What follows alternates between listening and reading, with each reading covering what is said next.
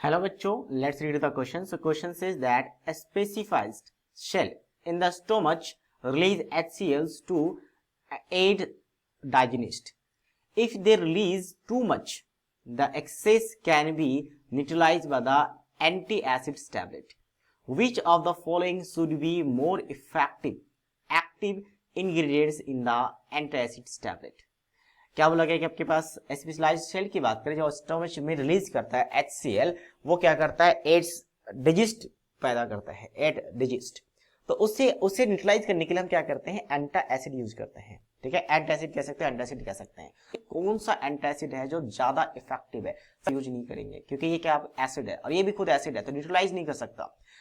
Basically क्या होगा, acid base का न्यूट्रलाइजेशन होगा, तो बेस ही यूज कर सकते हैं। अब सोचो कि अगर हमने HCl लिया और हम फर्स्ट ऑप्शन की बात कर रहे हैं MgOH, तो ये क्या करेगा न्यूट्रलाइज करने में कि अगर हमने यहाँ पे लिया तो ये क्या करता है, यहाँ पे एक सॉल्ट बना लेता है MgCl2 का और प्लस ऑफ वाटर बना लेता है, ट्वाइस ऑफ वाटर हो जाएगा और हमें यहाँ पे 2 मोल्स लेना पड़ेगा। ठीक है, तो अब हम क्या करते हैं कि आपका 1 मोल इसका मान लेते हैं, 1 मोल। अगर हमने इसका 1 मोल लिया तो इसका कितना मोल आएगा, इसका कितना मोल लेना पड़ेगा, तो इसका हाफ मोल लेना पड़ेगा, इसका जस्ट आधा, क्योंकि कोएफिशिएंट बाई इसका आधा है तो इसका जस्ट आधा मोल लेना पड़ेगा, हाफ मोल। तो इसका हाफ मोल का मतलब इसका मास कितना आएगा, हाफ मोल का मतलब मास की बात करें तो मैग्नीशियम के लिए कितना होता है, मैग्नीशियम के लिए आपके पास 24, ऑक्सीजन के लिए कितना होता है, तो 24 ऑक्सीजन के लिए 16 टू द 32 और हाइड्रोजन के लिए 2 आ जाएगा, ये मास आ जाएगा। तो अगर ऐड करेंगे तो कितना हो जाएगा आपके पास, ये 8 और ये 58 आ गया, तो ये 58 आ जाएगा। तो 58 का हाफ कितना हो जाएगा, तो ये हो जाएगा आपके पास, अगर मैं इसको कैलकुलेट करूं तो 29, तो 29 ग्राम। तो 29 ग्राम मतलब 1 मोल अगर HCl लिया तो 29 ग्राम इसका हमें लेना पड़ेगा। ठीक है, हम बी की बात कर लेते हैं एक बार।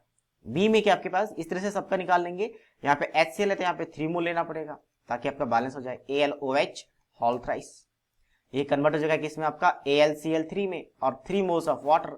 अब देखो इसका हमने 1 मोल ही लिया तो इसका कितना हो जाएगा, मोल्स नंबर ऑफ मोल्स हर जगह फिक्स रखना है, तो इसका 1/3 क्योंकि कोएफिशिएंट 1/3 है, 1/3 मोल। और एल्युमिनियम का मास कितना होता है, 27 होता है, तो एल्युमिनियम का मास 27। उसके बाद हाइड्रोजन का कितना होता है, अभी देखा था 16, 16 3 जा 48 और हाइड्रोजन 3 है तो ये आ जाएगा, तो ये 8, ये आपके पास कितना आ गया 78, तो 78 है। तो इसको एक बार डिवाइड कर लेते हैं, ये डिवाइड करने के बाद जो आपके पास इसका आएगा, इसका 26 आ जाएगा, 26, तो 26 ग्राम हो गया।